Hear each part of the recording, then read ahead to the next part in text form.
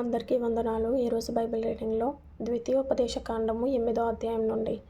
మీరు బ్రతికి అభివృద్ధి నొంది యెహోవా మీ పితరులతో ప్రమాణము చేసిన దేశమునకు పోయి దాని స్వాధీనపరచుకొనున్నట్లు నేడు నేను నీకు ఆజ్ఞాపించిన ఆజ్ఞలన్నిటిని అనుసరించి నడుచుకొనవలెను. మరియు నీవు ఆయన ఆజ్ఞలను గైకొందువో లేదో నిన్ను శోధించి నీ హృదయములోనున్నది తెలుసుకొనుటకు నిన్ను అనచు నిమిత్తమును అరణ్యములో ఈ 40 సంవత్సరములు నీ దేవుడైన యెహోవా నిన్ను నడిపించిన మార్గమంతటిని జ్ఞాపకము చేసుకొనుము. ఆహారము వలననేగాక యెహోవా సెలవిచ్చిన ప్రతి మాట వలన నరులు బ్రతుకుదురని నీకు తెలియజేయుటకు ఆయన నిన్ను అణచి నీకు ఆకలి కలుగజేసి నీవే గాని నీ పితరులే గాని ఎన్నడెరుగని మన్నాతో నిన్ను పోషించెను. ఈ 40 సంవత్సరములు నీవు వేసుకొనిన బట్టలు పాతగిలలేదు, నీ కాలు వాయలేదు.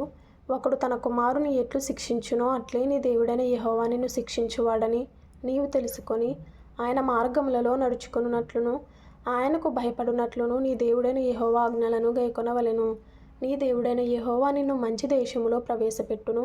అది నీటి వాగులును లోయలలో నుండియు కొండలలో నుండియు పారు ఓటలను అగాధ జలములను గల దేశము.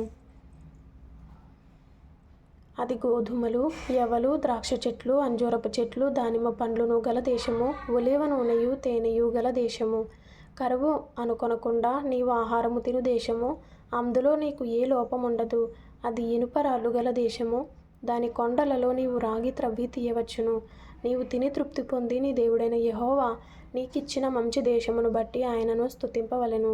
నేడు నేను నీకు ఆజ్ఞాపించు ఆయన ఆజ్ఞలను విధులను కట్టడలను నీవు అనుసరింపక నీ దేవుడైన యెహోవాను మరచి కడుపార తిని మంచి ఇండ్లు కట్టించుకొని వాటిలో నివసింపగా నీ పశువులు నీ గొర్రె మేకలను వృద్ధి అయి నీకు వెండి బంగారములు విస్తరించి నీకు కలిగినదంతయు వర్ధిల్లినప్పుడు నీ మనస్సు మదించి దాసుల గృహమైన ఐగుప్తు దేశములో నుండి నిన్ను రప్పించిన నీ దేవుడైన యెహోవాను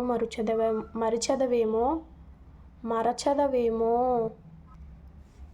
తాపకరమైన పాములను తేలును కలిగి ఎడారి అయి నీళ్లు లేని భయంకరమైన ఆ గొప్ప అరణ్యములో ఆయన నిన్ను నడిపించెను. రాతి బండ నుండి నీకు నీళ్లు తెప్పించెను. తుదకు నీకు మేలు చేయవలెనని నిన్ను అణుచుటకును శోధించుటకును నీ పితరులు ఎరుగని మన్నాతో అరణ్యమున నిన్ను పోషించెను.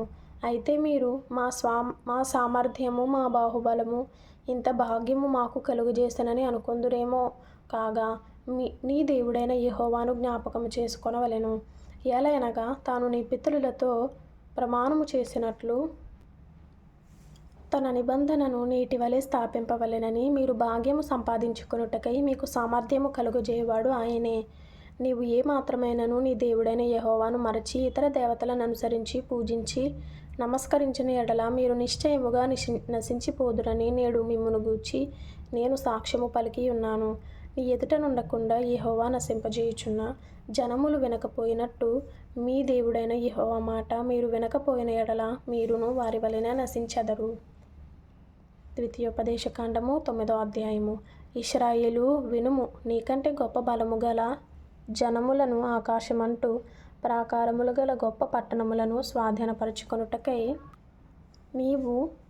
నేడు నీవు యొర్దానును దాటబోచున్నావు.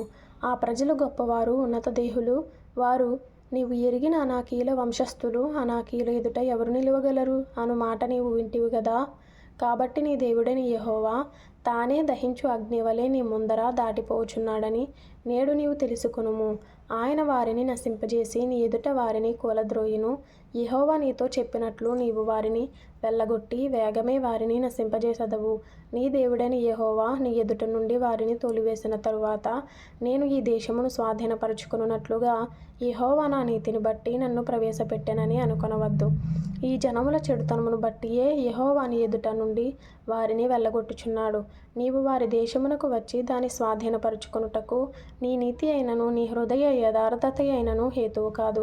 ఈ జనముల చెడుతనమును బట్టియే యెహోవా నీ పితరులైన అబ్రహాము, ఇస్సాకు, యాకోబులతో ప్రమాణము చేసిన మాటను స్థాపించుటకై నీ దేవుడైన యెహోవా వారిని నీ ఎదుట నుండి వెళ్ళగొట్టుచున్నాడు. మీరు లోబడనొల్లని వారు గనుక ఈ మంచి దేశమును స్వాధీనపరచుకొనున్నట్లు నీ దేవుడైన యెహోవా నీ నీతిని బట్టి నీకియ్యడని నీవు తెలుసుకొనవలెను. అరణ్యములో నీవు నీ దేవుడైన యెహోవాకు కోపము పుట్టించిన సంగతిని జ్ఞాపకము చేసుకొనుము. దాన్ని మరువవద్దు.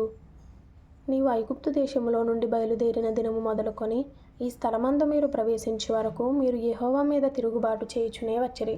హోరేబులో మీరు యెహోవాకు కోపము పుట్టించినప్పుడు యెహోవా మిమ్మును నశింపజేయునంత కోపము మీ మీద తెచ్చుకొనెను. ఆ రాతి పలకలు అనగా యెహోవా మీతో చేసిన నిబంధన సంబంధమైన పలకలను తీసుకొనుటకు నేను కొండెక్కినప్పుడు అన్నపానములు మాని ఆ కొండ మీద 40 పగళ్ళు 40 రాత్రులుంటిని. అప్పుడు దేవుని వ్రేలితో వ్రాయబడిన 2 రాతి పలకలను యెహోవా నాకు అప్పగించెను. మీరు కూడి వచ్చిన దినమున ఆ కొండ మీద అగ్ని మధ్య నుండి యెహోవా మీతో పలికిన వాక్యములన్నీయు వాటి మీద ఉండెను.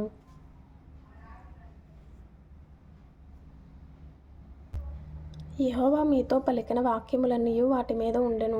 ఆ 40 పగళ్ళు 40 రాత్రులు గడిచినప్పుడు యెహోవా నిబంధన సంబంధమైన పలకలైన ఆ 2 రాతి పలకలను నాకు అప్పగించి, నీవు లేచి ఇక్కడ నుండి త్వరగా దిగుము. నీవు ఐగుప్తులో నుండి రప్పించిన నీ జనము చెడిపోయి నేను వారికి ఆజ్ఞాపించిన త్రోవలో నుండి త్వరగా తొలగి తమకు పోత బొమ్మను చేసుకొనిరని నాతో చెప్పెను. మరియు యెహోవా, నేను ఈ ప్రజలను చూచితిని, ఇదిగో వారు లోబడనొల్లని ప్రజలు.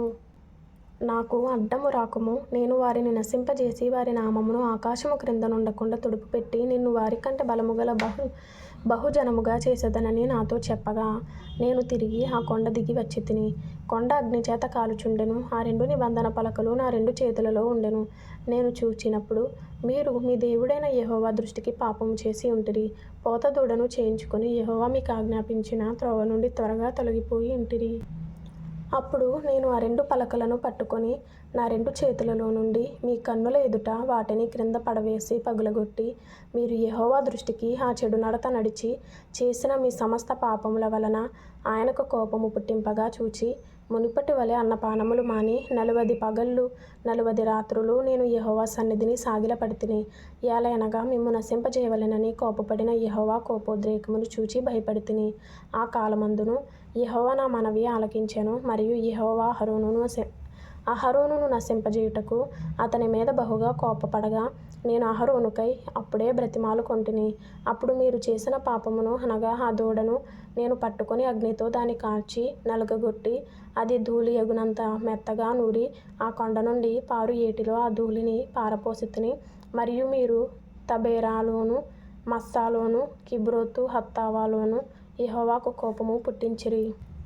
యెహోవా, మీరు వెళ్ళి నేను మీకిచ్చిన దేశంలో స్వాధీనపరచుకొనుడని చెప్పి కాదేషు బర్నేయలో నుండి మిమ్ము పంపినప్పుడు మీరు మీ దేవుడైన యెహోవాను నమ్ముకొనక ఆయన నోటి మాటకు తిరగబడితిరి. ఆయన మాటను వినలేదు. నేను మిమ్మును ఎరిగిన దినము మొదలుకొని మీరు యెహోవా మీద తిరుగుబాటు చేయుచున్నారు. కాగా నేను మునుపు పడినట్లు యెహోవా సన్నిధిని 40 పగళ్ళు 40 రాత్రులు సాగిలపడితిని. యెహోవా మిమ్మును నశింపజేసేదనగా నేను యెహోవాను ప్రార్థించుచు ఇలాగు చెప్పితిని. ప్రభువా యెహోవా, నీవు నీ మహిమ వలన విమోచించి బాహుబలము వలన ఐగుప్తులో నుండి రప్పించిన నీ స్వాస్థ్యమైన జనమును నశింపజేయకుము. నీ సేవకులైన అబ్రహాము ఇస్సాకు యాకోబులను జ్ఞాపకము చేసుకునుము. ఈ ప్రజల కాఠిన్యమునైనను వారి చెడుతనమునైనను వారి పాపమునైనను చూడకుము. ఏలయనగా నీవు ఏ దేశములో నుండి మమ్మను రప్పించితివో ఆ దేశస్థులు యెహోవా తాను వారితో చెప్పిన ఆ దేశంలోనికి వారిని చేర్చలేకపోవుట వలనను వారిని ద్వేషించుట వలనను అరణ్యములో వారిని చంపుటకు వారిని రప్పించినని చెప్పుకొందురేమో.